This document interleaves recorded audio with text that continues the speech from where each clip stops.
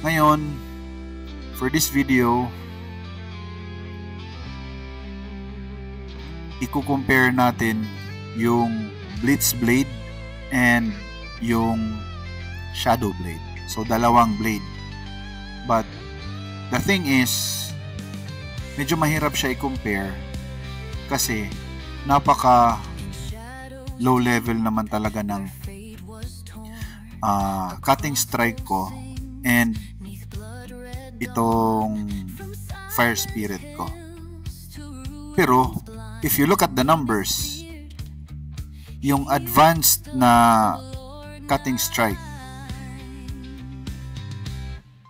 tignan muna natin dito sa anong tawag na dito, nalilito ako eh. Yun, the grade is advanced. For advanced na cutting strike, 160 yung critical hit niya and 5% critical hit damage. Kunyari, pinalevel natin, ginawa nating expert, magiging ano siya ngayon, 160 and 7.5. So hindi naman siya ganun kalaki yung difference, di ba? Hindi siya ganun kalaki yung difference. So I think valid pa rin itong experiment na gagawin ko. And same is true for the fire spirit. Advanced fire spirit is only 7% and critical hit damage of 8% for an expert level. Okay? So assemble muna natin yung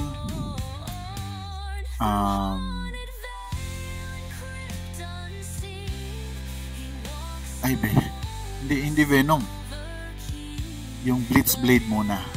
Okay, so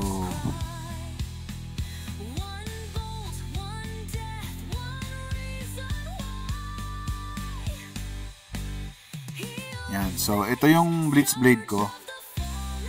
And kapag nag Shadow Blade na tayo, pareho silang level 400. Kasi it doesn't matter naman kung 441 or 436 or 490. Kasi yung effect niya is by 100 naman eh. 'Di ba? So, kunyari dito pag nag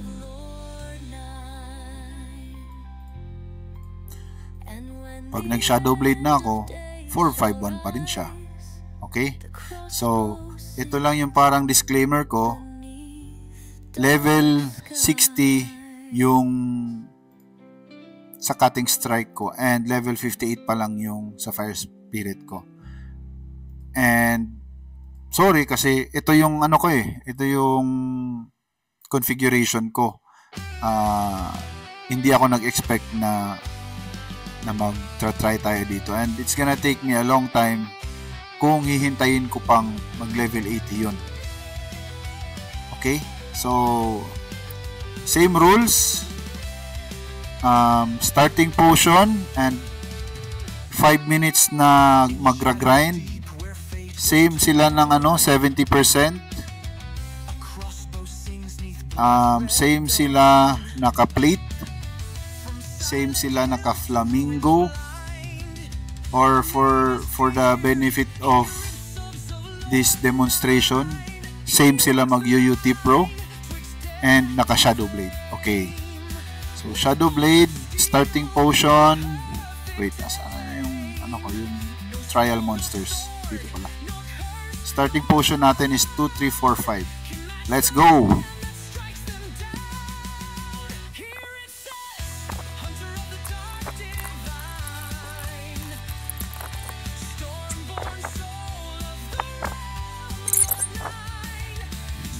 Okay. Total experience na na-gain was 3 million.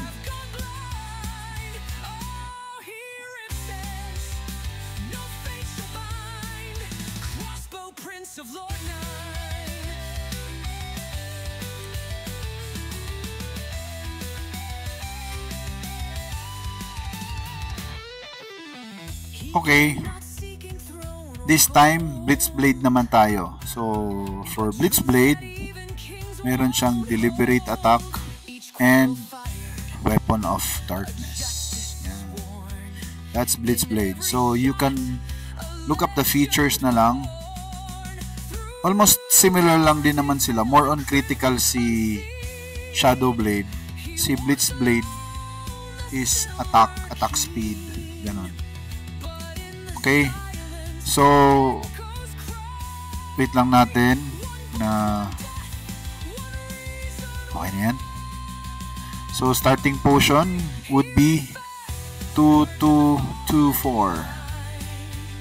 Starting potion is 2224. Blitzblade. 5 minutes.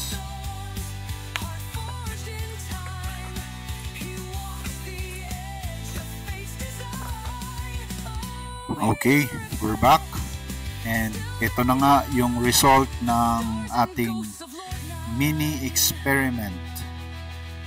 So in summary, very negligible lang yung difference ni Shadowblade at saka ni Blitzblade. Okay? Very negligible lang yung difference nila. In terms of potion use, medyo efficiency Blitzblade. In terms of experience, lamang si Shadowblade ng 60, around 50 plus thousand. In short, isang monster lang yung lamang niya. So, I'm gonna call it a tie. Okay? Tabla sila. So, and I think I'm gonna come up with the same result kung ito na pa-level 80 ko to sila. Kaso that's gonna take me 3 or 4 days, depende, bago to mag-level. Ito nga, 3 araw na. And also, ito nga yung parang mahihirapan din ako. Kasi what I'm trying to arrive at is first, nagkamali kasi ako ng leech pala, and then pure magic potion dapat nililevel. Na-level ko na tong quick heal, at saka ito level 80 na. So maghihintay pa ako ng more time. I need more time kasi gusto ko ring mag level 90 to. Level 90 yung leech, and wala na, level 90 na yung quick heal ko eh. So, yan. Anyway, that's it for the video. And I hope may naitulong ako. Kung wala, okay lang. Pero, yun. Take it as it is. This is based on my specs. Meaning, ganito siya. So, and I think that's fair enough kasi pareho naman silang nasa level 400. So that's it, and keep grinding.